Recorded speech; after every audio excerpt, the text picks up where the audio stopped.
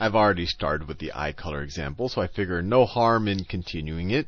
Let's say we live on a planet or we're a species where there's only two possible eye colors, either blue, and the genotype or the allele for blue I'll abbreviate with a lowercase b, or you could have brown eyes. Brown eyes. I'm doing it in the salmon color just because I got tired of the brown. We'll do it uppercase B. And I'll make a few other simplifying assumptions. First of all, let's just assume that this is a kind of a simple, the expression of this gene is very simple, that brown is dominant to blue. So if you have one of each, you're going to see brown eyes. The only way you're going to see blue eyes is if you have a blue allele from each of your parent. And then the other assumptions I'm going to make is that this population is essentially has a stable gene pool for this with respect to the eye color gene. And what do I mean by that? No selection. No selection is taking place. No natural selection. So, based on this trait. So, for example, you're not more or less likely to be able to reproduce, or the number of children you have is not going to be larger or greater, dependent on what your eye color is in this population. And I'm also going to assume that there's no mutations. No mutations. So for whatever reason, a chromosome that has a blue allele can't randomly turn to a brown or vice versa, or turn into a third color. And I'm also going to assume I'm going to have a large population. Large population. And the reason why I'm making all of these assumptions is because I essentially want to have a stable gene pool, at least relative to this gene. Relative to the eye color gene, I want to be stable. I want to have a stable allele frequency. What do I mean by allele frequency? Allele frequency. I mean that, well, I said large population, but let's take a very small population. Let's say that there's two people in the population, and one guy right here is, I'll just do it in a neutral. Well, let's say his genotype is big B and lowercase b, and let's say that the other guy has blue eyes, so he has to be homozygous recessive. Let's say this is the entire population. Of course, a population of 2 can't apply to what I'm about to do, but I just want to explain allele frequency. The allele frequency here of the blue eyes, the blue-eyed allele frequency here, is what?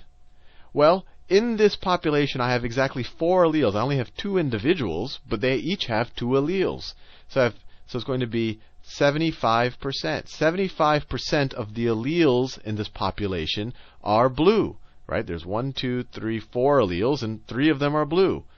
The frequency of the brown allele is 25%. And this is different than the actual expression. If I asked you the frequency of brown eyes versus blue eyes, so this is allele frequency. Let me write that down. That's allele frequency right there. If I were to ask you phenotype frequency, so let me do it. Phenotype. If I said what percentage of how frequent are blue eyes seen in my population, blue eyes, well, it's only 1 out of the 2 people in my population, so you'd say it's 50%. And then for brown eyes, you would say it's 50%. Brown eyes, you'd say it's 50%. So I want to make this distinction very clear, because it's going to be very confusing when people talk about allele frequency. Allele frequency is literally if you were able to go and look at the actual genotype, the actual chromosomes of every person in the population, and count how many of them had the blue allele versus the brown allele, you would come up with this number. This is different than the actual phenotype frequency. Now, all of that is just as a background, because if I have this, these set of assumptions are true, and my population isn't in any way evolving, then my allele frequency is going to be roughly constant, and I have to assume a large population, because a small population, just from random chance, my allele frequency could start to change. But let's say that my allele frequency is constant, then I'm in a Hardy-Weinberg equilibrium. Hardy-Weinberg equilibrium. And all this is a situation where the allele frequency isn't changing. Equilibrium. And the reason why we're making all of those assumptions is because if we can assume this, we can start to deduce some things about given what we observe, what must be the genotypes in the population or the frequencies of different phenotypes and whatever else. So for example, if P is the frequency of blue eyes, so let me say P is equal to the frequency of blue eyes, and Q is equal to the frequency of brown eyes, what's P plus Q going to be? What's P plus Q? Well, everything is either going to have blue eyes or brown eyes. If this is 50%, if this is 20%, and remember, this is the allele. Let me make the B allele. Let me make that very clear. This isn't necessarily what you observe. This is the allele itself. This is the allele frequency. If you were actually to count the chromosomes and see which ones, what percentage have the blue allele and what percentage have the uppercase brown allele.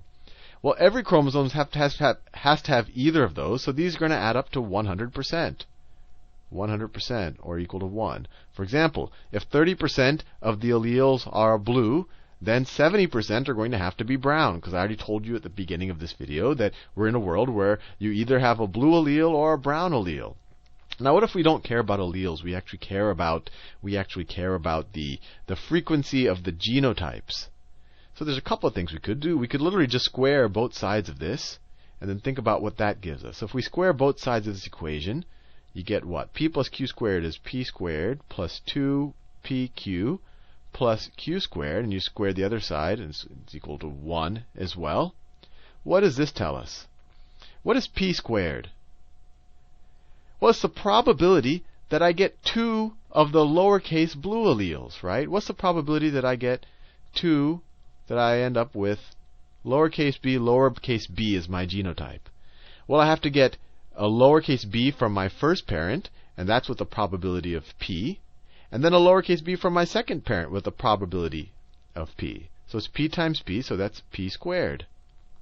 What's Q squared?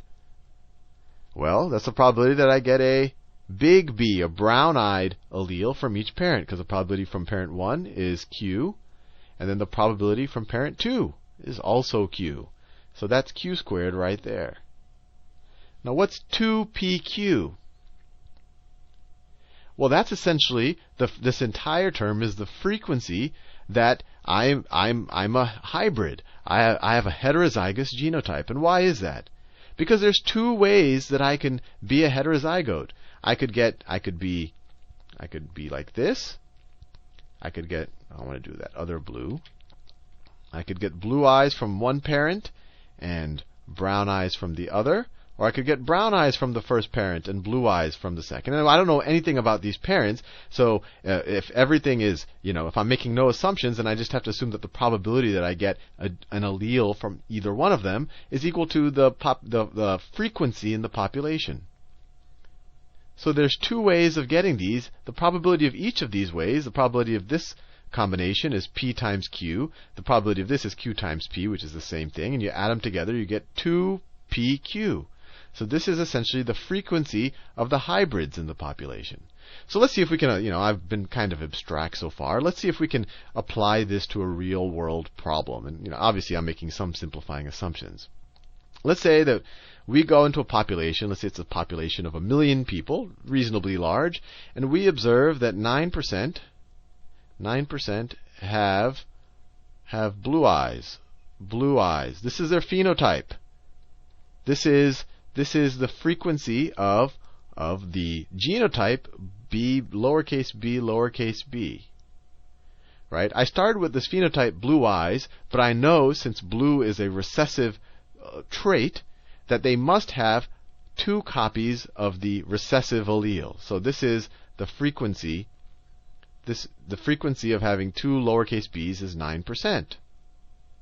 Well, if you just look here, I just showed you that that's also equal to P squared. P squared is equal to 9%. And how do you think about that? Well, P is the probability of getting a blue allele. It's the frequency of the blue allele in the population. In order to get 2 of them, you have to multiply P by itself twice. So what's the frequency of the blue allele in the population? P is equal to the square root of 0.09, which is 0.3. So if you went and actually counted all of the alleles in the population, you would actually find that 30% of them are the lowercase blue. Now, a much smaller percentage of people, only 9%, show the blue eyes because you need 2 of them. You have a 30% chance of getting it from your mom and a 30% chance of getting it from your dad. So what's the probability of, what's the frequency of a brown-eyed allele? So what's the frequency of the brown-eyed allele? Well, we know that the frequency of the blue eyes plus the brown eyes is 100%, so that's going to be 70%. If 30% of all of the chromosomes or of all of the alleles in the population are blue, the other 70% are going to have to be brown. So what percentage of my population are going to be, oh, there's a couple of things we can do. What percentage of my population are going to have, well, I'll do an easy one. What percentage of my population are going to have brown eyes? So if I just look at the phenotype, brown eyes. I don't even have to use any of the formulas for this one. I already told you 9% have blue eyes, so the rest must have brown eyes. So 91% have brown eyes. Have brown eyes. Now, we just said we have 9% have blue eyes, 91% have brown eyes. What percentage of the population are going to be homozygous for brown eyes? So they need to have the capital B from both parents. Well, we know that the frequency of the capital B allele is 70%. So what percent are going to be homozygous dominant? We draw that. Homozygous dominant. Well, the frequency it's going to be Q squared. They're going to have to get a Q. They're going to have to get a uppercase B from each parent. So that's going to be 0.7 squared, which is equal to 0.49 or 49%. 49%. So just starting already from that one idea, that 9% have blue eyes, we've already been able to deduce that 91% must have brown eyes, and of the 91% of the brown eyes of the whole population, 49%, this isn't 49% of the 91, this is 49% of the population, 49% are homozygous dominant, and then what percentage of the population are going to be hybrids? Well, hybrids also have brown eyes, but they're not homozygous dominant. So what the remainder here? So what is that? That's 42%. 42% are going to be hybrids. And if we go back to the Hardy-Weinberg equation, we see that. So we get, P plus Q has to be equal to, well, 100%, or I could just write equal to 1. And we figured out that P was 30%. That's the frequency of the blue-eyed allele, the actual trait, not the observation of it or the genotype. And the frequency of the brown eyes was 70%. And then this is actually a breakdown when you square that. So we also know that P squared plus 2PQ plus Q squared is equal to 1. This is the percentage of the population that has blue eyes. They have 2 blue alleles, so that's 9%. This is the percentage of the population that has 2 brown alleles, homozygous dominant. So that is 49%. And then this is the remainder, this 2PQ, this whole term right here is what's left over. So let's see, 9 plus is 58. This is going to be 42%. 42% are hybrids. And if I just talked about phenotypes, I'd say 9% have blue eyes, and then the remainder, 91%, have brown eyes. So hopefully you found that reasonably useful. Just from kind of very simple deductions, it's almost it's almost kind of silly that this is almost a separate principle, because you can kind of deduce this from very basic ideas, and you can square both sides of that. But you can come up with some fairly fascinating results about what's going on in a population, because what we can observe maybe the frequency. Let's say some disease only happens when someone is homozygous recessive. So you can go and see, okay, what percentage of the population has that disease. But then doing the math that we just did in this video, you can figure out what percentage of the population have the allele for the disease, they're carriers for the disease, but they don't actually show it, and that would be the hybrids right there. So this is actually a pretty powerful tool you've just learned.